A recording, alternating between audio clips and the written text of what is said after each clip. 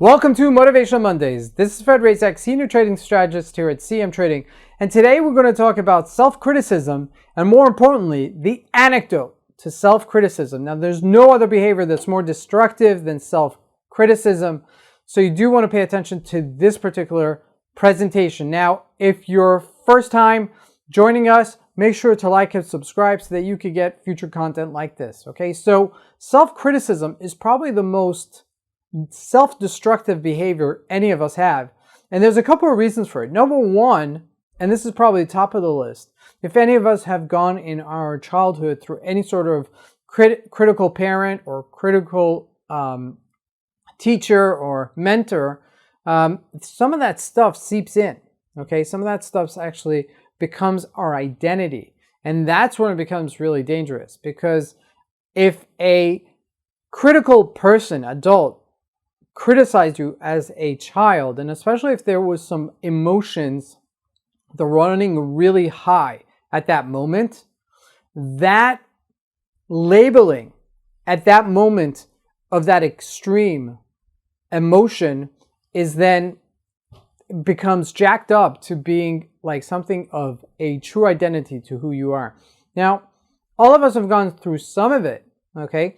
But it's the combination of the labeling and the emotion being high up that then is more destructive in long-term period. Now, as an adult, if someone gives you criticism about specific things, it may trigger things as a child that you've gone through, or it may just give you a reference point of where you need to correct, right? But if it has nothing to do with your childhood, if it wasn't a criticism that you've ever felt before, any sort of self-awareness of it, okay, then you'll attach a certain amount of correctness to that particular behavior. However, if there was something that has happened to you in the past and someone as an adult criticized you for it, then it becomes much more triggering. Now, self-criticism, like I said before, it becomes so subtle that it becomes who you are. You become so self-critical that you can't even be a being to yourself.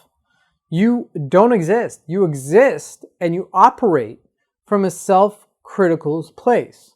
And any of us who have made mistakes in life or have been in very difficult situations, right? Losing a job, okay, that's a big one. Going through some sort of relationship issues or going through your own challenges, right?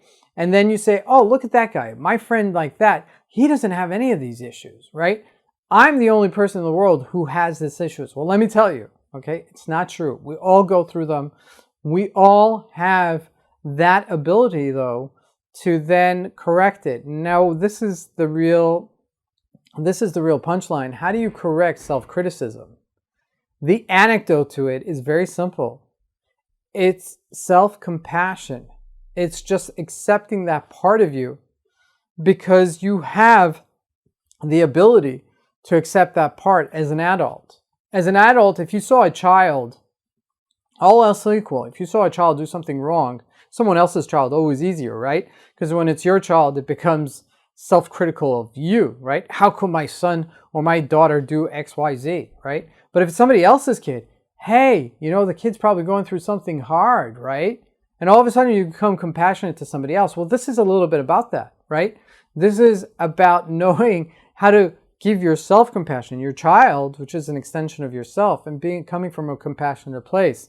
And we can only correct the wrongdoings of our self-critique through compassion.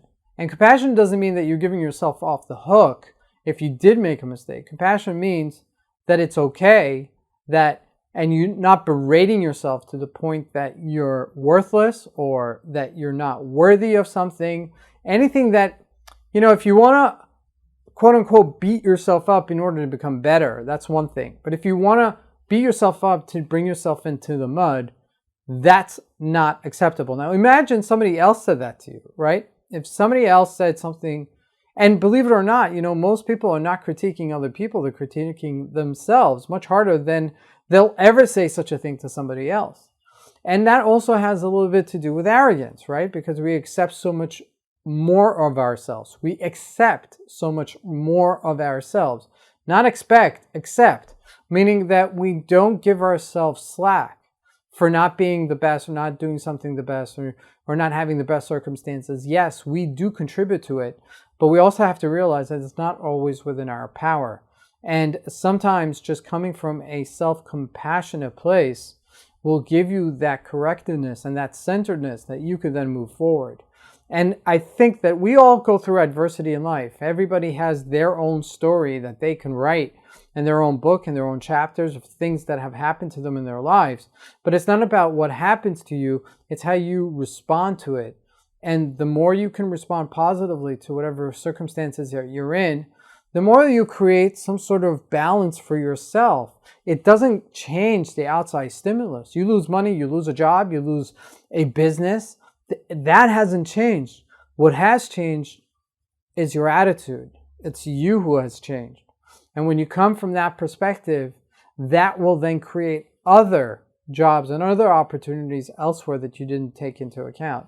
And even if they don't, as long as you're centered with yourself, there is peace and harmony in the world vis-a-vis yourself. And that is probably the most important element for just self-centeredness. Not self-centered in the way of, being indulgent on myself, but self-centered meaning being centered with myself, as opposed to being exposed to certain circumstances that I cannot change. So I think this is probably a very, very important lesson for us to adhere to, because this is ultimately something that we all go through in life. We'll see you here next week on Motivational Mondays. Thank you, everybody.